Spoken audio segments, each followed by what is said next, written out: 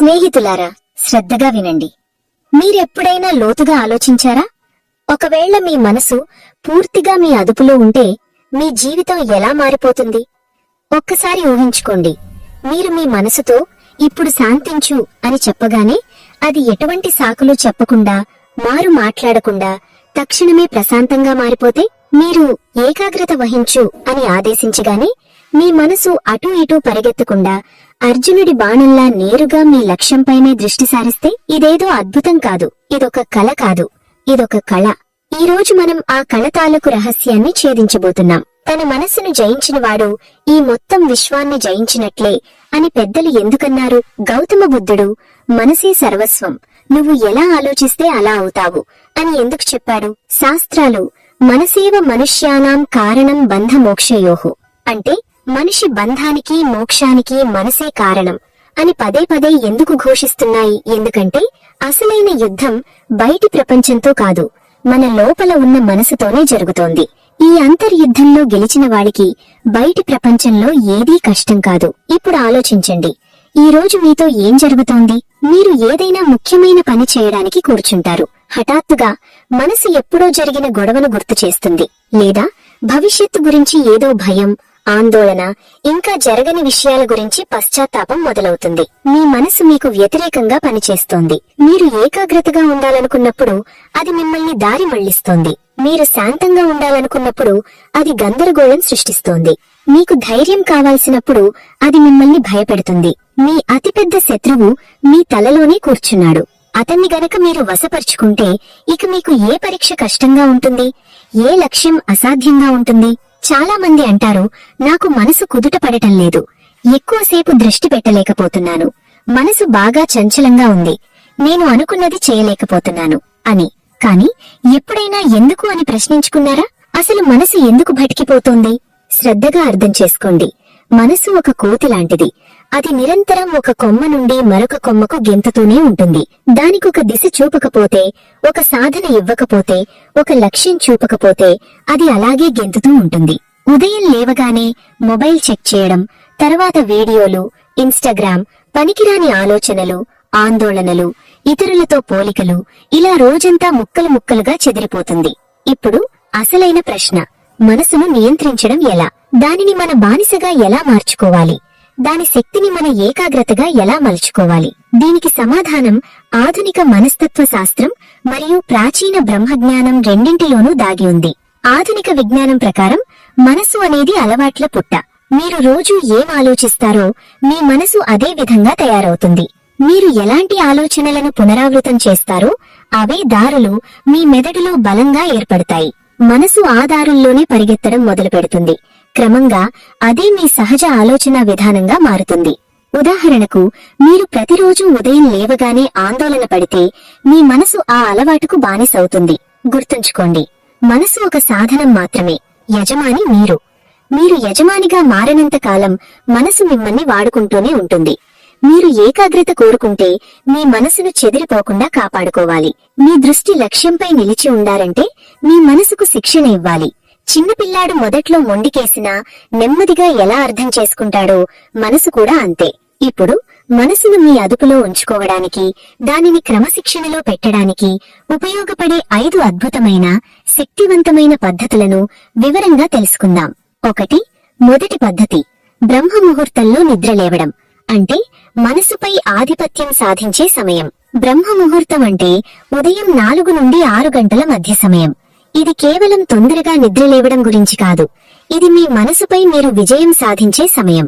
ఈ సమయంలో వాతావరణం మొత్తం స్వచ్ఛంగా, ప్రశాంతంగా, శక్తితో నిండి ఉంటుంది. శాస్త్రీయంగా ఈ సమయంలో మెలటోనిన్ అనే హార్మోన్ ప్రభావం ఎక్కువగా ఉంటుంది.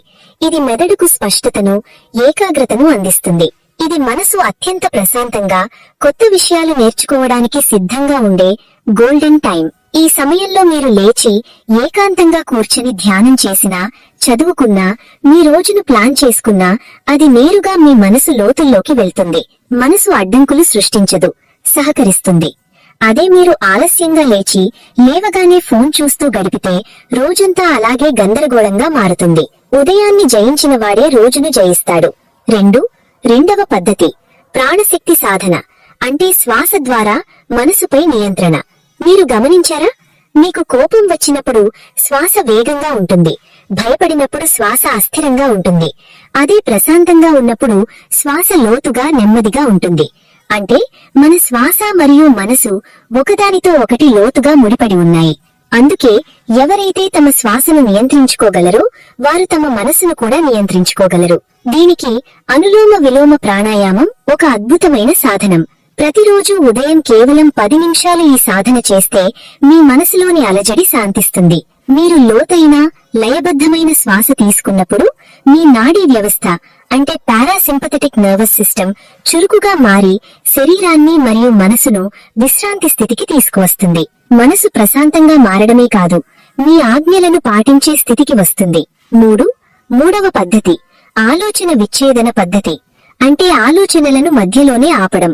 మీరు ఏదైనా ముఖ్యమైన పని చేస్తున్నప్పుడు హఠాత్తుగా మనసులో ఏదో పాత బాధ, భయం లేదా పనికిరాని ఆలోచన వచ్చి మీ ఏకాగ్రతను పాడు చేస్తుంది. మనసు ఆ ఆలోచన వెంటే లాక్కెళ్లిపోతుంది. ఇలా జరిగినప్పుడు మీరు నిస్సహాయంగా ఉండిపోకూడదు. దీనికి పరిష్కారమే ఆలోచన విచ్ఛేదనం. ఎప్పుడైతే ఒక అనవసరమైన లేదా ప్రతికూల ఆలోచన రావడాన్ని మీరు గమనిస్తారో వెంటనే స్పృహలోకి వచ్చి మీ లోపల గట్టిగా ఆగు లేదా కట్ అని చెప్పండి. అదే సమయంలో మీ శరీరాన్ని వేరే ఏదైనా పనిలో నిమగ్నం చేయండి. ఉదాహరణకు నీరు తాగడం, కాసేపు నడవడం లేదా దీర్ఘ శ్వాస తీసుకోవడం. మీరు పదే పదే ఇలా ఆగు అని చెప్పడం ద్వారా మీ మెదడులో ఆ పాత ఆలోచనల దారిని, న్యూరల్ పాత్వేని బలహీనపరుస్తున్నారు.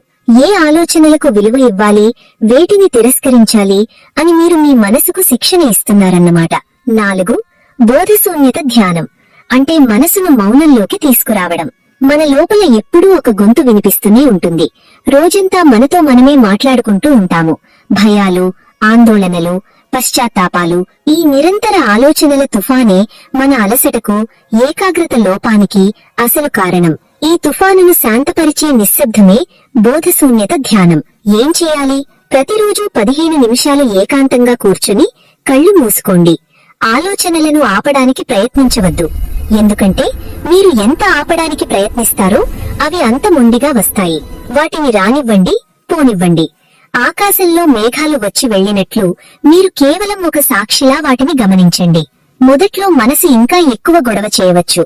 కాని మీరు సాక్షిలా చూస్తూ ఉంటే క్రమంగా ఆలోచనల రద్దీ తగ్గి ఒక లోతైన నిశ్శబ్దం, శూన్యత ఏర్పడుతుంది. ఆ శూన్య స్థితిలోనే మీ బుద్ధి పదునుగా మారుతుంది. ఏకాగ్రత శక్తివంతం అవుతుంది.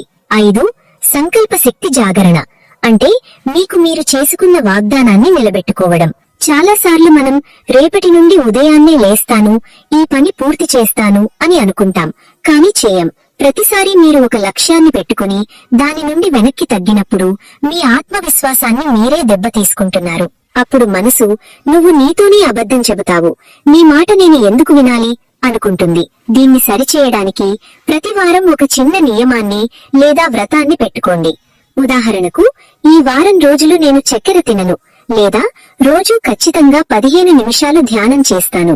నియమం చిన్నదే కావచ్చు, కానీ దాన్ని ఎట్టి పరిస్థితుల్లోనూ ఎంత కష్టం వచ్చినా పాటించి తీరాలి. మీరు అనుకున్నది చేసినప్పుడు మీ మెదడులో డోపమైన్ విడుదలై ఒక విజయభావం కలుగుతుంది. నేను అనుకున్నది చేయగలను అనే నమ్మకం పెరుగుతుంది. ఇది మీ సంకల్ప శక్తిని పెంచుతుంది. అప్పుడు మనసు మీ ఆజ్ఞలను పాటించడం నేర్చుకుంటుంది.